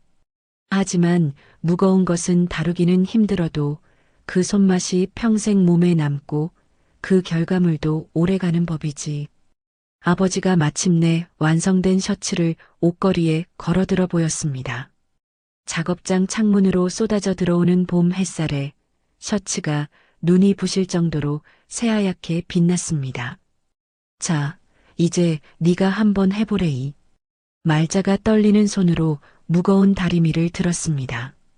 손목이 부서질 듯 아팠지만 아버지가 가르쳐준 대로 천천히 온 마음을 다해 옷 위로 다리미를 움직였습니다. 그래, 그래. 바로 그거다. 다리미질은 마음이 급하면 옷을 태워 먹는 기다. 천천히 정성을 들여서. 그때 가게의 낡은 문이 열리며 검은 상복을 든 아주머니 한 분이 울먹이며 들어왔습니다. 사장님, 이거 내일 아침까지 꼭 좀 부탁드립니다. 갑자기 시어머니께서 상을 당하셔서. 아이고 저런. 얼마나 상심이 크시겠습니까? 걱정 붙들어 매십시오. 제가 오늘 밤을 새워서라도 제일 곱게 다려놓겠습니다. 아버지가 공손하게 상복을 받아들었습니다. 그런데 제가 지금 경황이 없어서 세탁비는 나중에 드려도 괜찮을까요? 아이고, 상중에 무슨 돈 타령입니까? 어서 가서 장례 잘 치르시고 나중에 마음 편해지실 때 아무 때나 들르십시오.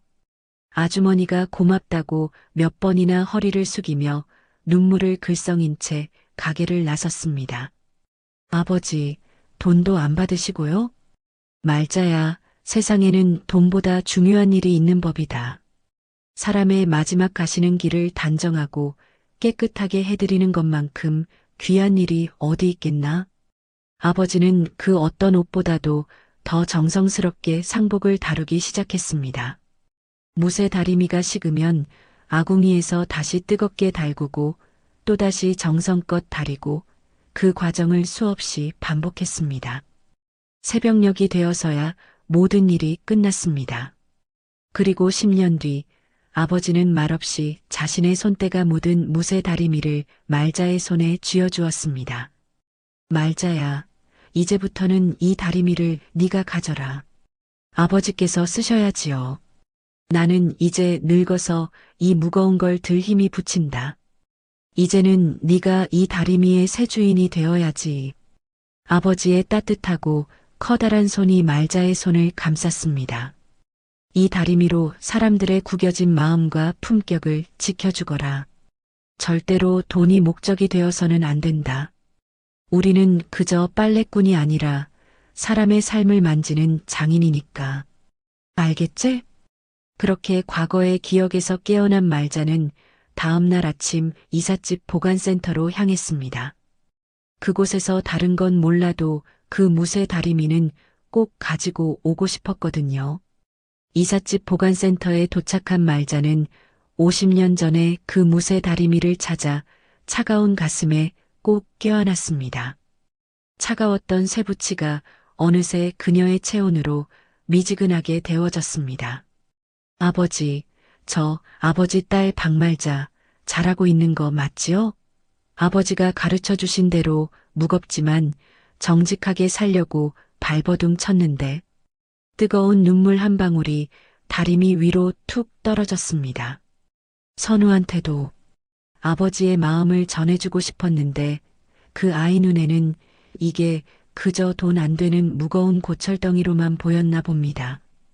말자가 손수건으로 다리미에 묻은 세월의 먼지와 자신의 눈물을 함께 닦아냈습니다. 50년의 시간이 깃들어 있었지만 다리미는 여전히 묵직한 장인의 무게를 고스란히 간직하고 있었습니다. 아버지가 제게 주신 이 무거운 다리미처럼 저도 무겁지만 정직하게 제 마지막 소임을 다하고 가겠습니다.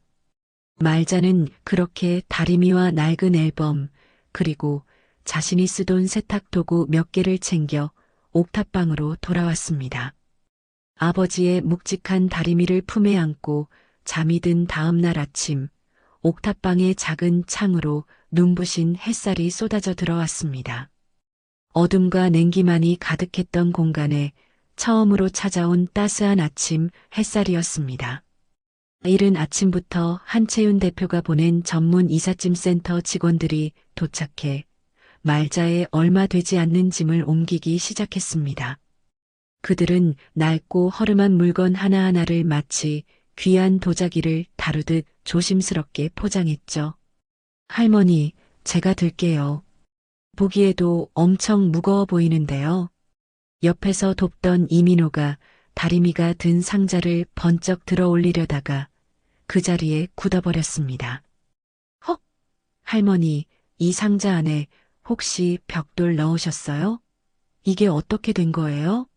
살살 다뤄줘, 민호야. 우리 아버지 유품이야. 그때 이삿짐을 거의 다 나른 직원이 다가와 정중하게 말했습니다. 선생님, 이제 슬슬 출발하셔야겠습니다.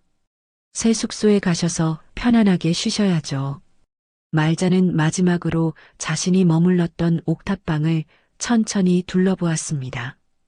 지독하게 춥고 외로웠던 공간이었지만 아이러니하게도 모든 기적이 바로 이곳에서 시작되었습니다. 추웠던 옥탑방을 떠나 따뜻하고 쾌적한 새 오피스텔로 이사한 지 어느덧 일주일이 지났습니다. 모든 것이 낯설었지만 밤새 보일러가 꺼질까 걱정하지 않아도 된다는 사실만으로도 말자는 천국에 온 것 같았죠. 그녀는 거실에 놓인 커다란 원목 테이블에 앉아 한채윤 대표와 함께 신제품 개발 회의에 한창이었습니다. 테이블 위에는 각종 천연가루와 액체가 담긴 비커들이 즐비했습니다. 선생님, 지난번에 알려주신 대로 찌든 기름때 제거용 세제 배합을 해봤는데 이 비율이 맞을까요? 채윤이 전문가용 저울로 계량한 가루들을 보여주며 물었습니다. 말자가 손끝으로 가루를 조금 만져보고 냄새를 맡더니 고개를 저었습니다. 아니요, 대표님. 베이킹소다 양을 여기서 한 스푼은 더 넣어야 해요. 그리고 과탄산소다는 너무 많이 넣으면 옷감이 상하니 반으로 줄이고요. 그래야 옷감 손상 없이 기름때만 쏙 빠집니다. 아, 역시 선생님의 노하우는 책에서는 절대 배울 수 없는 거네요. 채윤이 감탄하며 태블릿 PC에 말자의 조언을 꼼꼼하게 받아 적었습니다. 바로 그때 현관문이 열리며 민호가 흥분한 얼굴로 뛰어들어왔습니다. 할머니, 대박. KBC 방송국에서 또 연락 왔어요. 지난번에 취재하고 싶다고 했던 그 팀인데 할머니 이야기가 너무 감동적이라서 단편 다큐멘터리로 꼭 만들고 싶대요. 말자가 단호하게 고개를 저었습니다. 나는 그런 거 안 한다고 전해줘. 네. 왜요, 할머니? 이렇게 좋은 기회를. 내 아픈 이야기를 팔아서 남들한테 구경거리 되고 싶은 마음 없어. 채윤이 말자의 손을 부드럽게 잡았습니다. 선생님, 이건 구경거리가 아니에요. 선생님의 이야기는 지금 어딘가에서 절망하고 있을 수많은 사람들에게 커다란 희망이 될 수 있어요. 희망이라니요. 네. 모든 것을 잃었다고 생각했던 자리에서 자신의 힘으로 다시 꿋꿋하게 일어서는 사람의 이야기요. 그게 누군가에게는 얼마나 큰 용기와 위로가 될지 선생님은 상상도 못하실 거예요. 말자는 한참 동안 창밖을 바라보며 생각에 잠겼다가 마침내 천천히 고개를 끄덕였습니다. 그래요. 내 이야기가 정말로 누군가에게 단 한 사람에게라도 도움이 될 수 있다면 한번 해보지요. 박말자의 인생을 담은 다큐멘터리가 방영된 후 세상은 그야말로 들끓기 시작했습니다. 한평생 묵묵히 자신의 자리를 지켜온 늙은 장인의 이야기는 자극적인 사건 사고에 지쳐있던 사람들의 마음에 깊은 울림을 주었죠. 그리고 그 뜨거운 관심과 기대 속에서 마침내 그녀의 철학이 담긴 브랜드 말자의 하루가 세상에 첫 선을 보이는 날이 밝았습니다. 브랜드 론칭 행사가 열리는 호텔 연회장은 수백 명의 기자들과 업계 관계자들로 발 디딜 틈이 없었습니다. 클린 팩토리의 신제품 발표회는 늘 화제의 중심에 있었지만 오늘만큼은 그 열기가 유독 뜨거웠습니다. 무대 뒤 곱게 빗어올린 흰머리에 단아한 옥색 한복을 차려입은 말자는 긴장된 얼굴로 무대 아래를 내려다보고 있었습니다. 선생님 괜찮으세요? 너무 떨지 마세요. 한채윤 대표가 다가와 그녀의 손을 따뜻하게 잡아주었습니다. 내가 이런 큰 자리에 서도 되는 사람인지 모르겠습니다. 선생님은 세상에서 가장 자격이 넘치는 분이세요. 선생님의 인생이 바로 우리 브랜드의 역사인 거리요. 잠시 후 무대 위 조명이 환하게 켜지고 채윤이 먼저 단상에 올랐습니다. 카메라 플래시가 쉴 새 없이 터졌습니다. 오늘 이 자리에 와주신 귀빈 여러분, 그리고 기자 여러분, 진심으로 감사합니다. 저희 클린 팩토리는 오늘 단순한 신제품이 아닌 새로운 철학을 여러분께 선보이고자 합니다. 채윤은 잠시 말을 멈추고 객석을 둘러보았습니다. 저는 오늘 한 분의 위대한 장인이자 제 인생의 스승님을 여러분께 소개해 드리려고 합니다. 브랜드 말자의 하루의 심장이자 영혼이신 분, 박말자 선생님을 큰 박수로 맞아주십시오. 우레와 같은 박수 소리와 함께 말자가 채윤의 부축을 받으며 천천히 무대로 걸어 나갔습니다. 그녀는 수십 년간 다리미를 잡았던 것처럼 마이크를 두 손으로 꼭 쥐었죠. 그녀는 준비된 원고를 읽는 대신 객석에 앉은 사람들의 눈을 하나하나 마주치며 자신의 이야기를 시작했습니다. 저는 평생을 시장 골목 구석에서 세탁소를 운영한 박말자라고 합니다.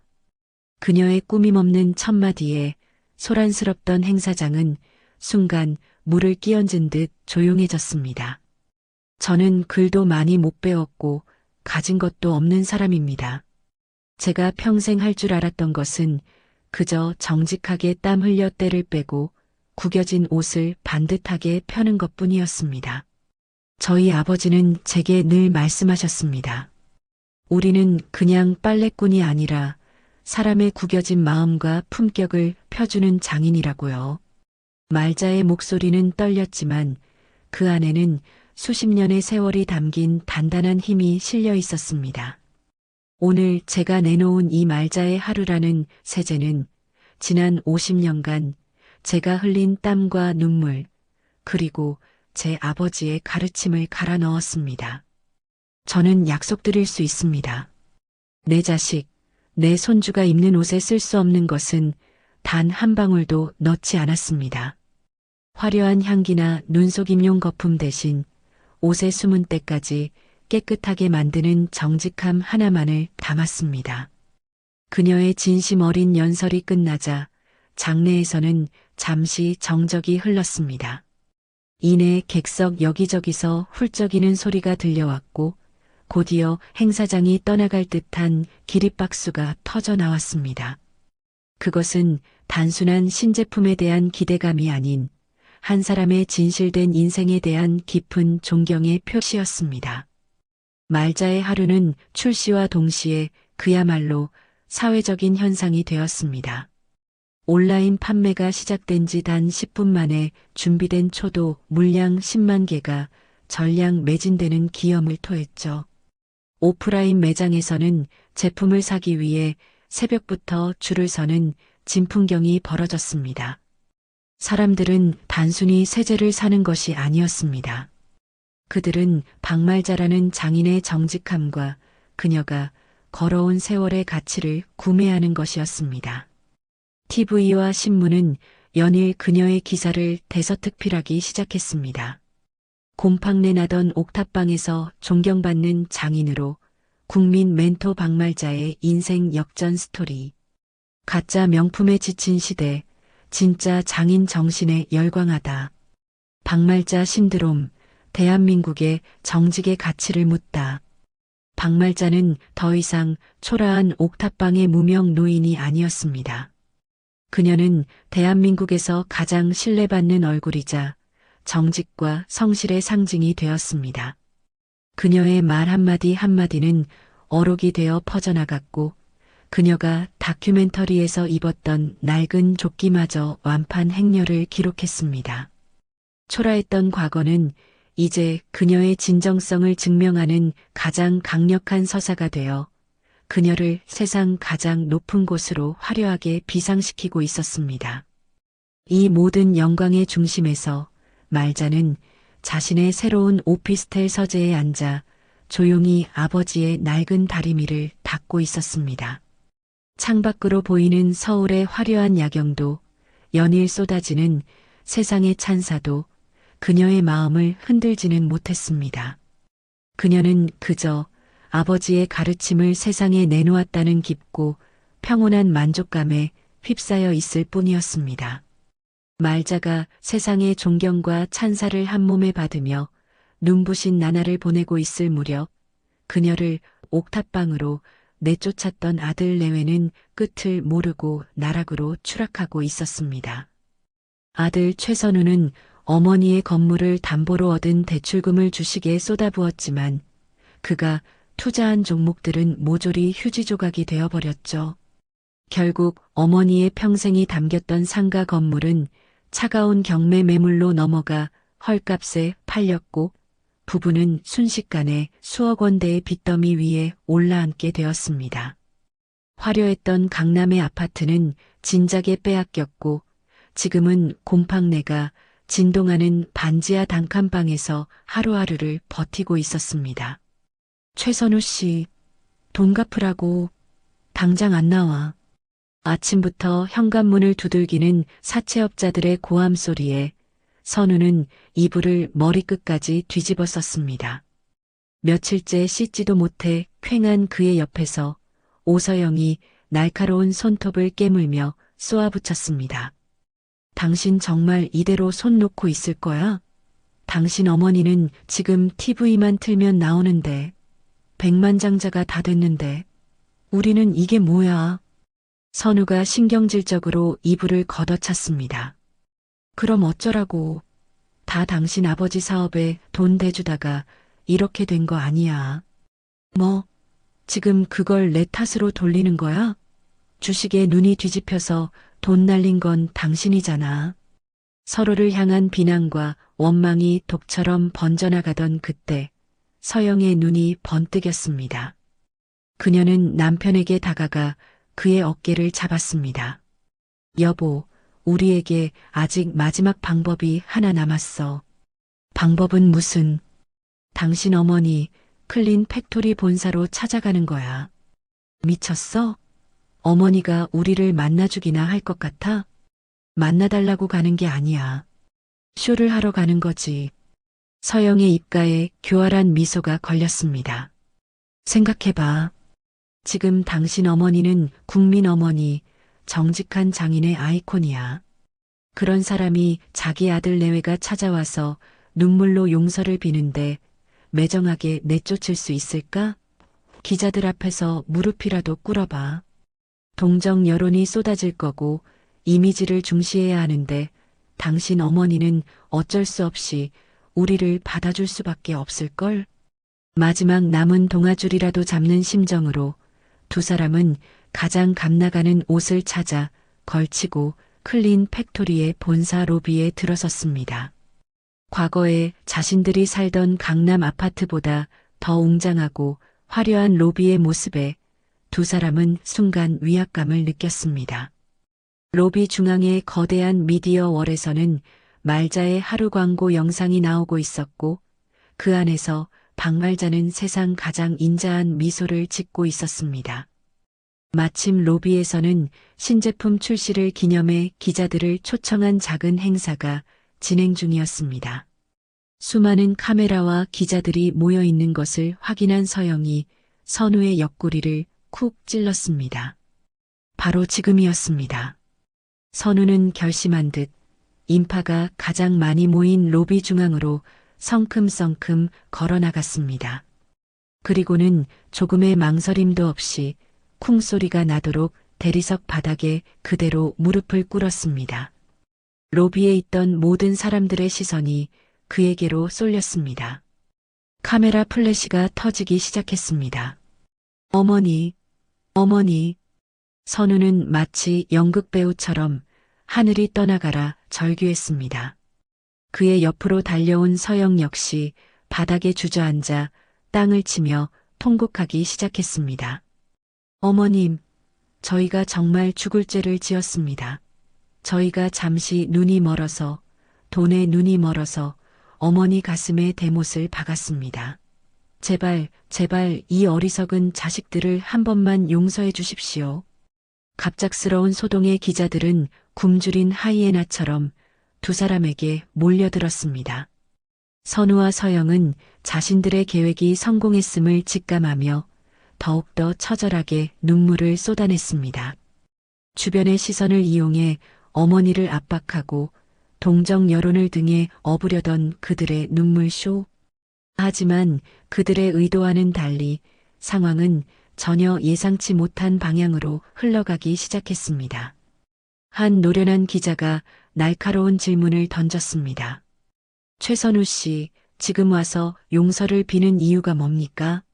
혹시 주식 투자 실패로 전 재산을 잃고 심지어 어머니에게서 명의를 이전받았던 건물마저 경매로 넘어갔다는 소문이 사실입니까? 그 질문에 선우의 울음이 순간 멈칫했습니다. 또 다른 기자가 마이크를 들이밀었습니다. 어머니가 초라한 옥탑방에서 지내실 때는 한 번도 찾아오지 않다가 이렇게 성공하시니 갑자기 나타나 용서를 비는 것을 대중들이 어떻게 받아들일 거라고 생각하십니까?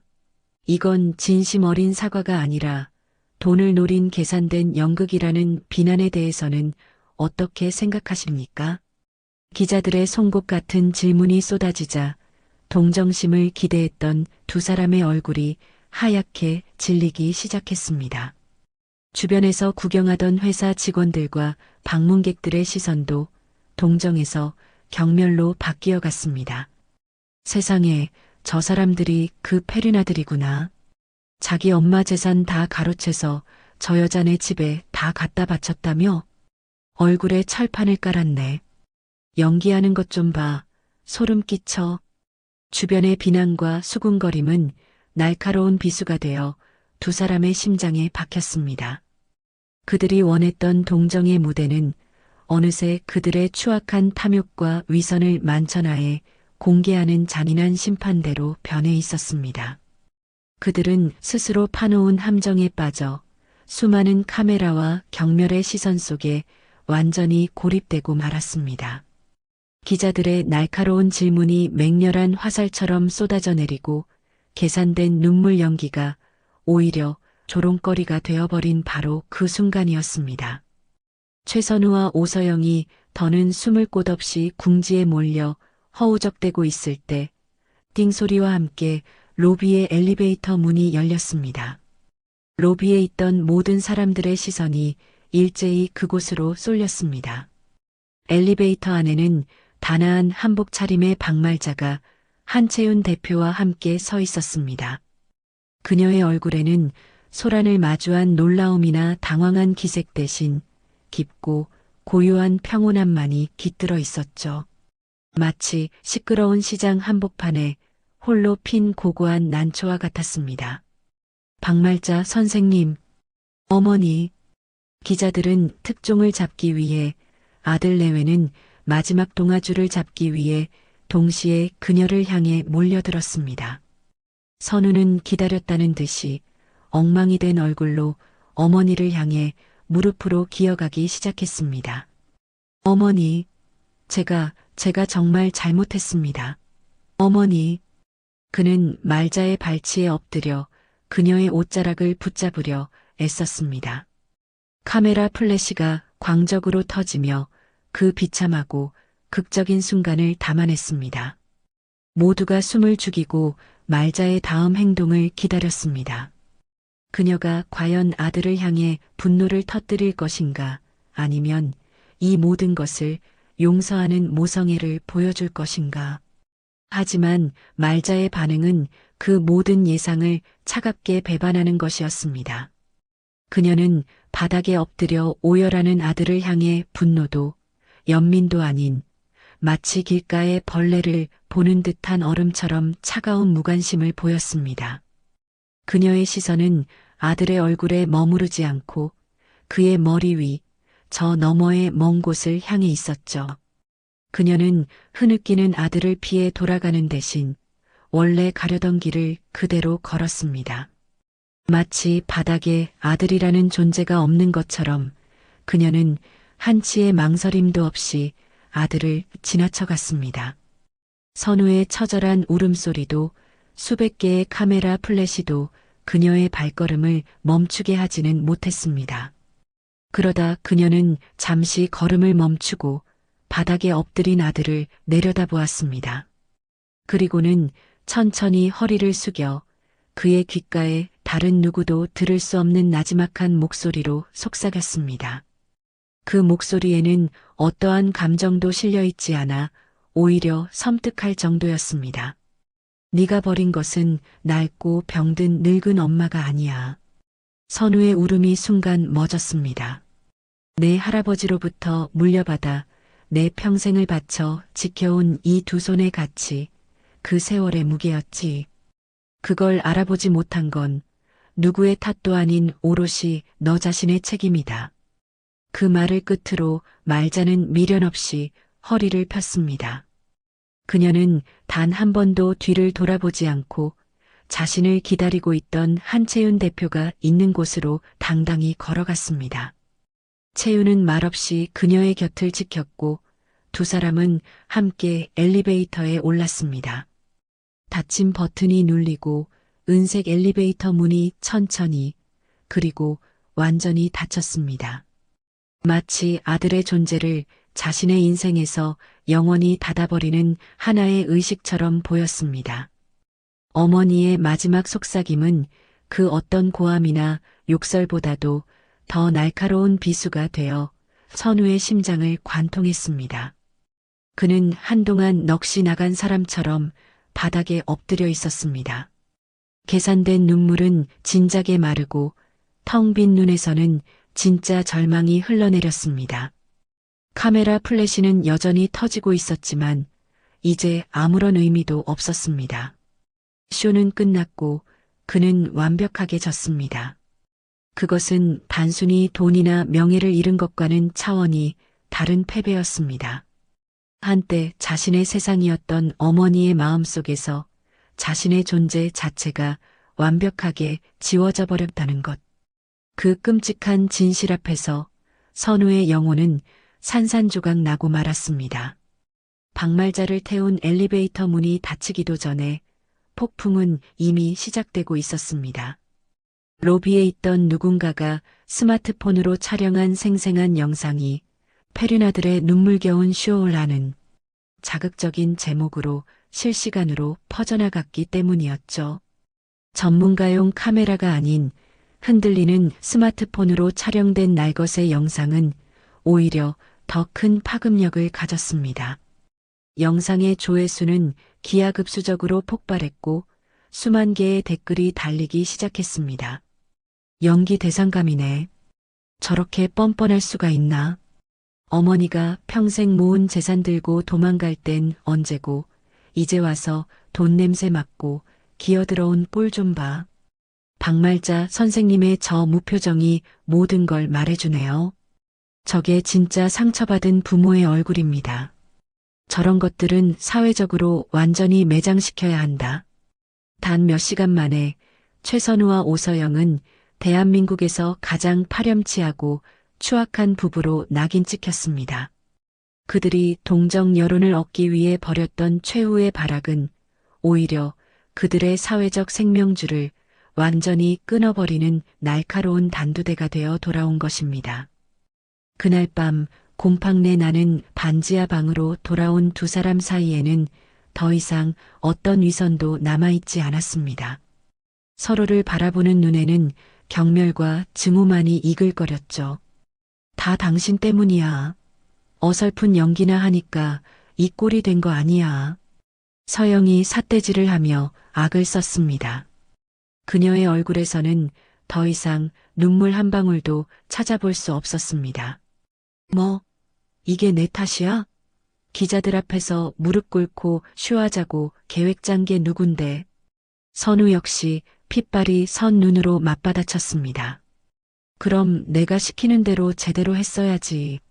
그렇게 어정쩡하게 우는 척이나 하니까 기자들이 눈치챈 거잖아. 당신 어머니가 뭐라고 속삭였어? 그때 당신 표정 완전 넋이 나갔던데. 닥쳐. 네가 뭔데 우리 엄마에 대해서 함부로 말해. 우리 엄마? 이제 와서 엄마 소리가 나와? 당신은 그냥 돈밖에 모르는 기생충이야. 이게 정말. 두 사람은 서로의 머리채를 잡고 물건을 집어 던지며 짐승처럼 싸웠습니다. 사랑으로 시작했던 관계의 마지막은 서로의 실패를 탓하며 모든 것을 물어뜯는 추악한 파멸뿐이었습니다. 그날 밤 서영은 자신의 짐을 챙겨 말없이 집을 나갔고 두 사람은 다시는 서로를 보지 않았습니다.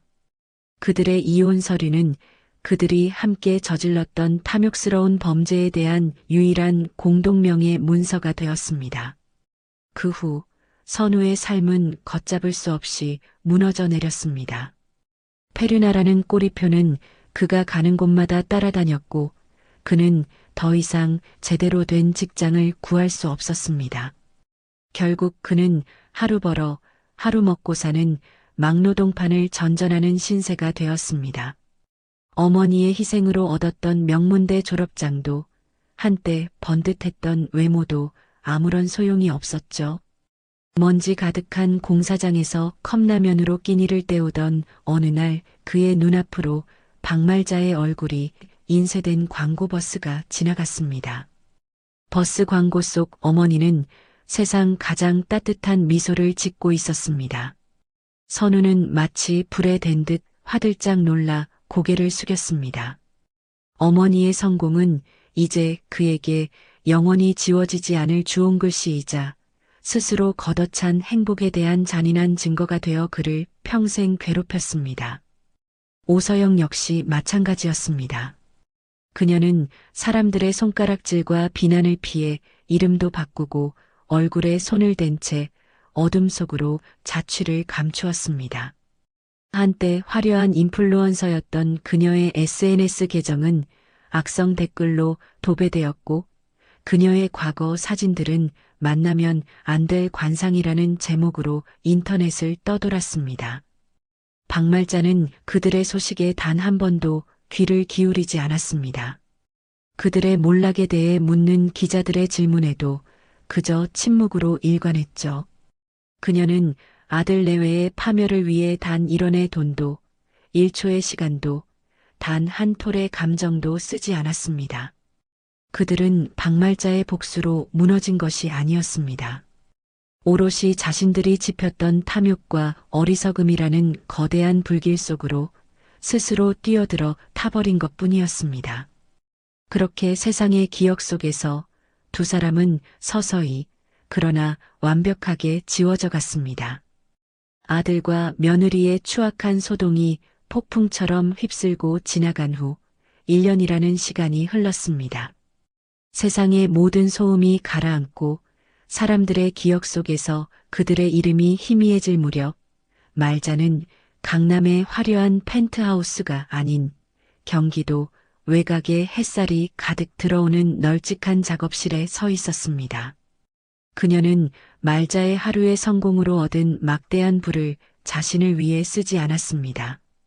대신 잊혀가는 대한민국의 수많은 장인들을 후원하고 그들의 전통 기술을 현대적으로 계승 발전시키는 무지개 재단을 설립하는 데 모든 것을 쏟아부었죠. 이곳은 바로 그 재단의 심장이자 새로운 희망이 자라나는 공간이었습니다. 작업실 내부는 오래된 것과 새로운 것이 아름다운 조화를 이루고 있었습니다. 한쪽에서는 젊은 장인들이 천연 쪽물을 들여 옷감을 염색하고 있었고 다른 한쪽에서는 디자이너들이 컴퓨터로 전통 문양을 현대적인 패턴으로 재창조하고 있었습니다. 그리고 그 모든 과정을 박말자는 어머니처럼 따뜻하고 대가처럼 예리한 눈으로 지켜보고 있었습니다. 그녀의 곁에는 이제 풋내를 벗고 재단의 유능한 미디어 팀장이 된 이민호가 든든하게 자리하고 있었습니다. 이사장님, 지난번 우리가 후원했던 나전칠기 장인 할아버지의 작품이 뉴욕 메트로폴리탄 박물관에 전시되는 게 확정됐다고 연락 왔습니다. 민호가 태블릿 PC를 보여주며 자랑스럽게 보고했습니다.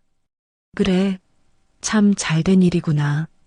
그 양반 평생을 자기만 보고 사셨는데 이제야 세상이 그 가치를 알아주는구나. 다 이사장님 덕분입니다. 저희 미디어팀에서 제작한 할아버지의 유튜브 다큐멘터리가 해외에서 먼저 터졌거든요. 아니다. 나는 그저 멍석만 깔아준 것뿐이지. 기술은 낚는 것이 아니라 사람들에게서 잊히는 것이란다.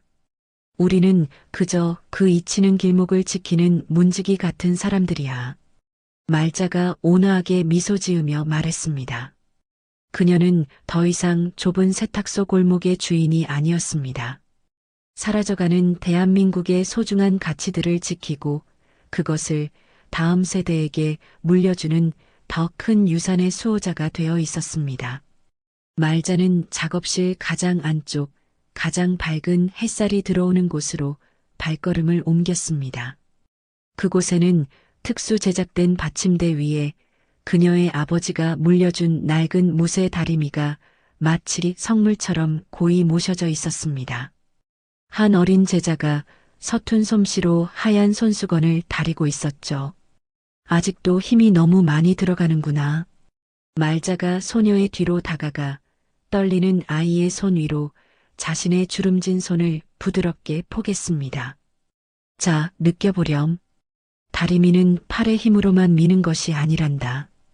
어깨부터 손목까지 온몸의 무게를 실어서 지그시 누르며 나아가는 것이지. 두 사람의 손에 쥔 무쇠 다리미가 옷감 위를 부드럽게 미끄러졌습니다. 아들에게 물려주려다 끝내 실패했던 그녀의 진짜 유산은 이제 핏줄이 아닌 마음으로 이어진 새로운 세대에게 성공적으로 이어지고 있었습니다. 피로 맺어진 인연이 끊어진 바로 그 자리에서 뜻으로 이어진 더 넓고 깊은 인연이 새롭게 움트고 있었습니다. 다리미질은 말이다. 단순히 주름을 펴는 일이 아니야. 옷에 담긴 사람의 마음을 어루만져주는 일이란다. 그러니 늘 정성을 다해야 해. 다리미는 무게로만 다리는 게 아니라 이 마음으로 다리는 것이거든. 아버지에게 들었던 말을 그녀는 이제 자신의 제자에게 그대로 속삭여주고 있었습니다. 어린 제자의 눈이 존경심으로 반짝였습니다. 그 모습을 지켜보는 말자의 얼굴에는 복수의 통쾌함이나 성공의 교만함은 찾아볼 수 없었습니다.